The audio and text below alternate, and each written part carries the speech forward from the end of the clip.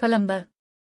एक सच्ची दास्तान 11 किस्त नंबर। ये सुनकर रफीक ने कहा, मुझे तो कुछ समझ नहीं आ रहा, अगर उसने नहीं किया तो फिर किसने किया?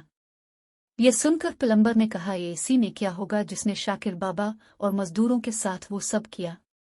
अभी प्लम्बर ये बात कर ही रहा था कि इतने में तारिक भागता हुआ रफीक के पास आया और बोला, अबू, वो अम्मी बिला रही हैं, जल्दी चलें।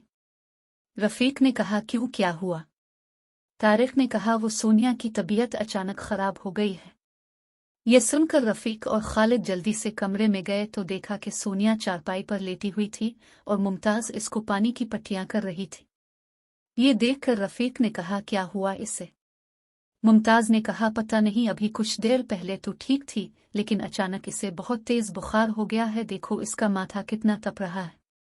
ये सुनकर रफीक ने सोनिया के माथे पर हाथ रखा तो इसका माथा आग की तरह जल रहा था। तो रफीक ने कहा, चलो इसको डॉक्टर के पास ले चलते हैं। खालिद, जल्दी से रिक्शा का अंतुम करो। ये सुनकर खालिद फौरन गया और कुछ देर में रिक्शा लेकर आ गया। फिर मुमताज और रफीक सोनिया को डॉक्टर के पास लेकर जाने लगे तो रफीक ने खालिद से कहा, तुम घर पर ही रुको और जब मजदूर चले जाएं तो दरवाज़ा अच्छे से बंद कर लेना और तारिक को बाहर मत जाने देना, हम जल्दी ही वापस आ जाएंगे। ये कहकर रफीक मुमताज के साथ सोनिया को डॉक्टर के पास ले गया।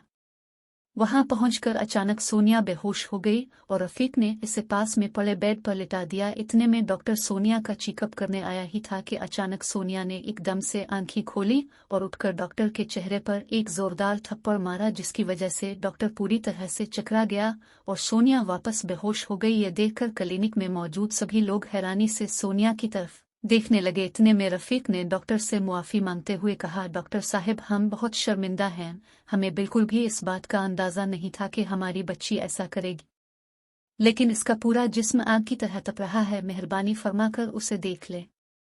डॉक्टर ने कहा, अरे कोई बात नहीं, कभी कभी ज्यादा बुखार में मरीज ऐसी अजीब सी हरकत कर देते हैं।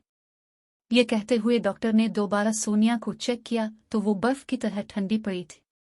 ये देखकर डॉक्टर ने कहा, अरे इसके हाथ पांव तो बर्फ की तरह ठंडे पड़े हैं।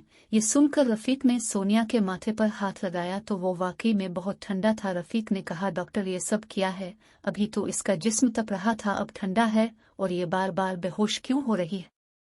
डॉक्टर ने कहा, आप इत्मीनान रखिए, मैं चेकअप कर रहा हूँ। ये कहते हुए डॉक्टर स्टेथोस्कोप लगाकर इसकी धड़कन चेक करने लगा। फिर अचानक स्टेथोस्कोप को उतारकर उसे देखने लगा और बाद में दोबारा स्टेथोस्कोप लगाकर धड़कन चेक करने लगा तो उसे फिर से धड़कन सुनाई नहीं दी। इतने में सोनिया उठकर बैठ गई। ये देखकर डॉक्टर ने दोबारा स्टेथोस्कोप लगाकर सोनिया से कहा, बेटी जरा लंबा सा सांस लो। तो सोनिया ने सांस लिया लेकिन स्टेथोस्कोप में धड़कन सुनाई नहीं दे रही थी। तो डॉक्टर ने स्टेथोस्कोप उतारकर साइड पर फूंकते हुए अपने कंपाउंडर से कहा, वहां से दूसरा स्टेथोस्कोप लाओ। तो कंपाउंडर जल्दी से दूसरा स्टेथोस्कोप ले आया लेकिन इसमें भी धड़कन सुनाई नहीं दी। तो अचानक डॉक्टर के पसीने छूट गए और वो हैरत अंगेज नजरों से सोनिया की तरफ देखने लगा। इतने में रफीक ने डॉक्टर की तरफ देखते हुए कहा, डॉक्टर सब कुछ ठीक तो है ना? लेकिन डॉक्टर ने रफीक की बात नहीं सुनी और इसी तरह सोनिया की तरफ देखता रहा। इतने में मुमताज ने डॉक्टर के बाजू को पकड़कर हिलाते हुए कहा, डॉक्टर साहब, आप ऐसे क्या देख रहे हैं, कोई घबराने वाली बात तो नहीं है? तो अचानक डॉक्टर ने चौंक कर मुमताज की तरफ देखते हुए कहा, जी जी हाँ, क्या हुआ? इतने में रफीक ने दोबारा कहा, डॉक्टर साहब, सोनिया ठीक तो है ना? डॉक्टर ने कहा, ये कैसे हो सकता है, इम्पॉसिबल। रफीक ने कहा, क्या कैसे हो सकता है? डॉक्टर साहब, हमें भी तो कुछ बताएं। इस दौरान डॉक्टर कभी हाथ में पकड़े स्टेथोस्कोप को देख रहा था तो कभी सोनिया की तरफ देख रहा था। ये देखकर मुमताज ने कहा, डॉक्टर, अब पहेलियां क्यों बुझा रहे हैं, सीधे से बताइए ना, क्या बात है? डॉक्टर ने हैरत से मुमताज की तरफ देखते हुए कहा, आपकी बेटी ठीक है, अब उसे ले जाएं। जी, ले जाएं। ये कहते हुए डॉक्टर सोनिया फिर से सोनिया की तरफ देखने लगा।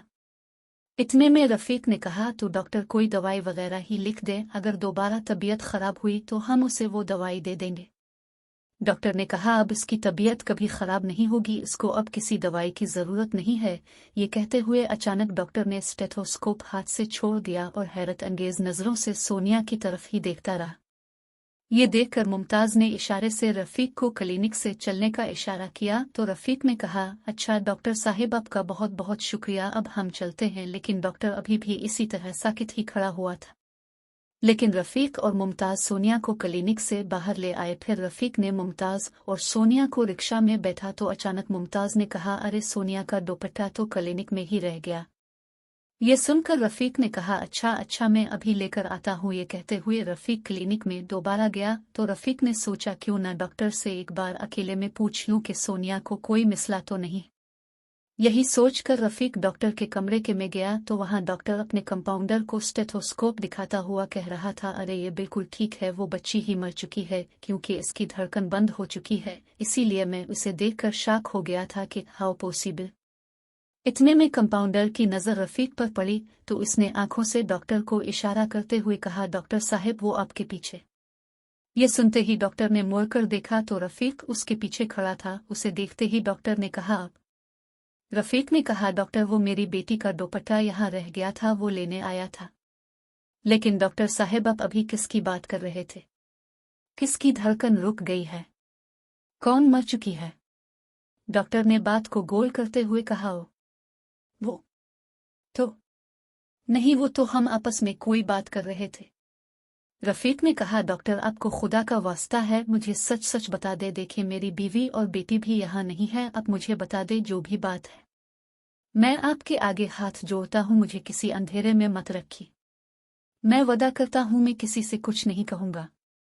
यह सुनकर डॉक्टर ने कहा, देखिए ये बात थोड़ी अजीब है, लेकिन मेडिकल साइंस के हिसाब से देखा जाए तो आपकी बेटी मर चुकी है। इसके जिस्म का ज़रूरत से ज़्यादा सर्द हो जाना और उसकी धड़कन का बंद हो जाना यही साबित करता है कि वो मर चुकी है।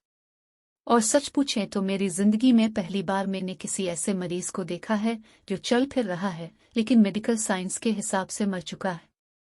रफीक ने कहा, लेकिन डॉक्टर साहब वो तो अभी मेरे साथ चलकर बाहर गई है। डॉक्टर ने कहा, यही तो समझ नहीं आ रहा, लेकिन आप परेशान ना हो, आप इसे किसी अच्छे से अस्पताल में जाकर चेक करवा ले, शायद ये मेरा नज़रिया गलत साबित हो जाए। ये सुनकर रफीक ने हाँ में सर हिलाया और अफसुर्दा सा होकर बाहर चला गया। बाहर जाते ही रिक्शा में बैठी मुमताज ने कहा, अरे अब दुपट्टा लेने गए थे या बनाने चले गए थे? जबकि रफीक रिक्शा के बाहर खड़ा सोनिया की तरफ देख रहा था। तहरीर दीमी वुल्फ। इतने में मुमताज ने कहा, अब बैठ भी जाएं, आकर खड़े क्यों हैं? यह सुनकर रफीक रिक्शा में बैठ गया और पूरे रास्ते वो बार बार सोनिया की तरफ देखता रहा। फिर जब घर पहुंचे तो रफीक पूरी तरह परेशान हो चुका था। वो बार बार सोनिया की तरफ देखकर कह रहा था, तुम ठीक तो हो बेटी? लेकिन सोनिया बना बोले सिर्फ हाँ में सर हिला रही थी। इतने में खालिद भी उनके पास आ गया और उसने सोनिया से पूछा, अब कैसी तबीयत है? लेकिन सोनिया ने इसकी बात का कोई जवाब नहीं दिया और वहां से उठ कर अपने कमरे में चली गई।